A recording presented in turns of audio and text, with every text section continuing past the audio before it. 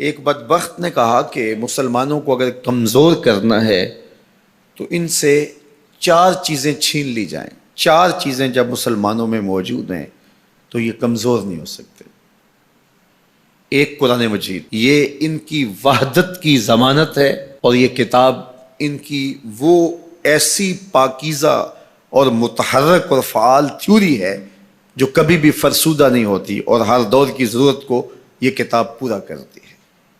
اور یہ اس غیر متبدل کتاب کے ذریعے سے گرے ہوئے بھی اٹھ پڑتے ہیں. تو اس کتاب کو اگر ختم کر دیا جائے تو یہ تسخیر کیے جا سکتے ہیں. دوسری بات، ان سے حج ختم کر دیا جائے. حج ان کی وحدت کی علامت ہے، ان کی شان و شوکت اور شکوہ مسلم کی ضمانت ہے. لہذا حج ختم کر دیا جائے تو ان کو تسخیر کیا جا سکتا ہے.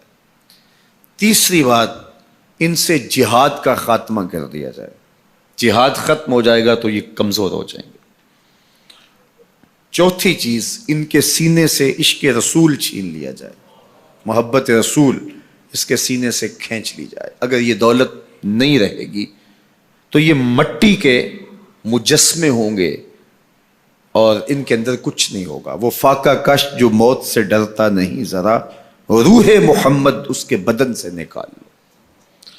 تو کہا یہ 4 چیزیں اگر ان سے چھین لی جائیں تو ان کو تسخیر کرنا آسان ہوگا.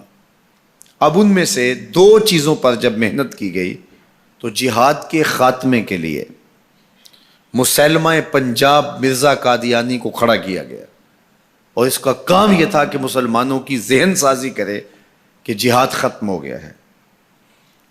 اور وہ خود لکھتا ہے کہ میں نے جہاد کی ممانعت پر اتنا کچھ لکھا ہے اور اطراف و اکناف میں بھیجا ہے، اگر وہ جمع کرنا ممکن ہو تو 300 الماریاں بھر جائیں. اتنا کچھ میں نے جہاد کی ممانعت میں لکھا ہے. تو وہ اس ایجنڈے پہ آیا تھا. نادیدہ ہاتھ اس کو لے کر کے آئے تھے، اور وہ ایک شخص نہیں تھا، 3 شخص تھے جن کا انٹرویو کیا گیا. سب سے مناسب یہ لگا تو اس کو انہوں نے جو ہے وہ اس کام کے لیے متعین کیا، اور جتنی بھی اس کو مالی ضروریات تھی اور حکومت کی سپورٹ تھی وہ میسر تھی. اسی طرح بہاءاللہ کو حج کے ختم کرنے کے لیے وہاں ایران میں کھڑا کیا ہے، اور اس نے جگہ جگہ کعبۃ اللہ کے ماڈل بنائے اور کہا اتنی دور سفر کر کے جاتے ہو یہیں گھوم لیا کرو، تمہارا ذوق پورا ہو جایا کرے گا. اب یہ 2 لوگوں کو نادیدہ ہاتھوں نے ان 2 چیزوں کو ختم کرنے کے لیے، جہاد اور حج کو ختم کرنے کے لیے تیار کیا تھا، اور ان کے اوپر اس زمانے کے اندر انہوں نے کروڑوں روپے لگائے تھے. اب جب وہ مر بھی گئے ہیں تو ان کے متبعین کو وہ اسی طرح سپورٹ کر رہے ہیں، اس لیے ان کے متبعین جو ہیں وہ موجود ہیں. باقی جس نے بھی ادعائے نبوت کیا پاگل پن کی وجہ سے، یا جو ہے وہ اس کے اندر کوئی صلاحیت تھی تو وہ تکبر میں آ گیا، تو اس پاگل پن کی وجہ سے اس نے اعلان کیا، جب وہ گیا تو سلسلہ ختم ہو گیا. لیکن یہ جو 2 لوگ تھے ان کو باقاعدہ نادیدہ ہاتھوں نے کاشت کیا تھا اور پھر پانی دیا تھا، اور اب یہ کٹ گیا ہے تو نیچے سے ان کی پنیری کو وہ اب بھی جو ہے وہ پانی دے رہے ہیں اور گوڈی کر رہے ہیں، اور مسلمانوں کے اندر رخنہ اندازی کے لیے انہوں نے ہمیشہ ان کو فعال رکھا ہے اور ان کو ہمیشہ وسائل فراہم کر رہے ہیں. اس لیے امت کو ان سے محتاط رہنے کی بہت زیادہ ضرورت ہے، چونکہ یہ نادیدہ ہاتھوں کے مہرے ہیں جو مسلمانوں کو نقصان دینے کے لیے اور ان کے اندر سے ان جذبوں کو ختم کرنے کے لیے جو ہے وہ دن رات کوشاں ہیں، اور مغرب کی جاسوسی اسلامی ممالک سے کر کے جو ہے وہ ان کو فائدہ پہنچاتے ہیں. اور مسلمانوں کے لیے بالخصوص پاکستان کے لیے یہ مرزائی اس قدر خطرناک ہے کہ علامہ اقبال علیہ رحمہ نے اس زمانے میں کہا تھا، ابھی پاکستان بننے جا رہا تھا، آپ نے کہا تھا کہ مرزائی اسلام کے بھی غدار ہیں، پاکستان کے بھی غدار ہیں. اور پھر زمانے نے دیکھا. علامہ اقبال علیہ رحمہ تو 1938 میں انتقال کر گئے، لیکن 47 میں پاکستان بنا تو لوگوں نے دیکھا کہ ان لوگوں نے پاکستان کی مخالفت کی، اور جب پاکستان ٹوٹا، 2 ٹکڑوں میں تقسیم ہوا، تو اس وقت قادیاں میں چراغاں کیا گیا، انہوں نے خوشی کا اظہار کیا. پاکستان ایٹمی طاقت بنا تو وہاں سوگ منایا گیا. اور آج بھی یہ ربوے کے اندر دفن ہوتے ہیں تو امانتاً دفن ہوتے ہیں. ان کا یہ مکروہ عقیدہ ہے کہ پاکستان ٹوٹ جائے گا اور ہمیں یہاں سے اٹھا کر کے ہماری گندی لاشوں کو وہاں ربوے سے قادیان کے اندر شفٹ کیا جائے گا. یہ پاکستان کی سالمیت پر ہمیشہ خطرہ ہے اور پاکستان کو ہمیشہ نقصان پہنچانے کے درپائے رہتے ہیں، اور ان کی ہمیشہ کوشش ہوتی ہے کہ اس وطن کے اندر امن، طمانینت اور سکون نصیب نہ ہو.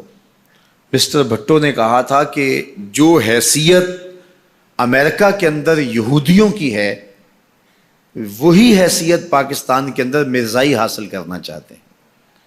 حکومت بھلے کس کی بھی ہو، لیکن یہ پاکستان کے اہم مناصب پر فائز ہو کر کے جو ہے وہ پاکستان کو اپنے کنٹرول اور قابو میں لینا چاہتے ہیں. لیکن اللہ بھلا کرے ان لوگوں کا جنہوں نے دن رات کی کاوشوں سے، محنتوں سے آئین کے اندر ان کو غیر مسلم قرار دلوایا.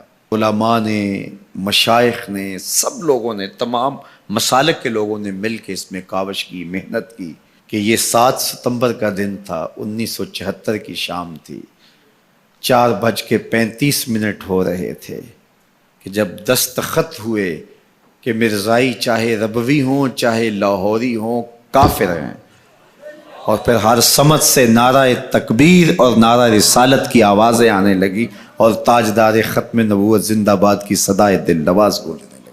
پھر اس وقت سے لے کر یہ پاکستان کے خلاف سازشوں میں اور زیادہ مصروف ہو گئے. پوری دنیا کے اوپر پھیلے ہوئے مرزائی پاکستان کو رسوا اور بدنام کرنا چاہتے ہیں مختلف ممالک کے اندر، اور ان کے مختلف ممالک کے ساتھ تعلقات ہیں مختلف بنیادوں پر، چونکہ یہ تھے ان کے، اور ان کے خود کاشتہ پودا تھا مرزائیت جو یہاں لگایا گیا، یہودیت کا خود کاشتہ پودا ہے.